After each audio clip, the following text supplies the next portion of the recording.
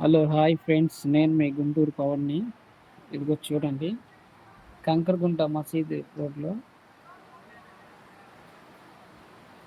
భారీ వర్షం కారణంగా చూడండి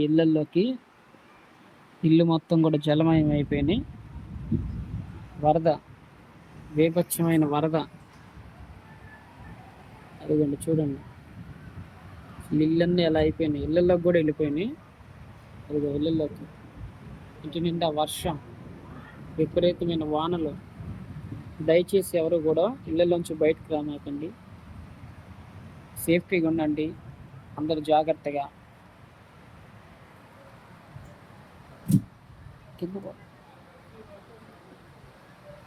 ఇది చూడండి ఫ్రెండ్స్, ఈ మొత్తం మునిగిపోయినాయి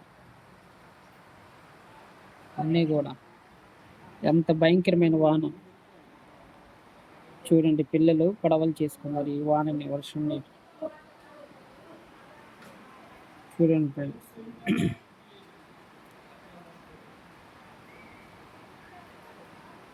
ఇక తరచు ప్రతిసారి ఇలా జరుగుతూనే ఉంటుందంట. ఇలా వర్షం పడిన ప్రతిసారి కూడా వర్షం కారణంగా ఇలా జరిగిద్దంట.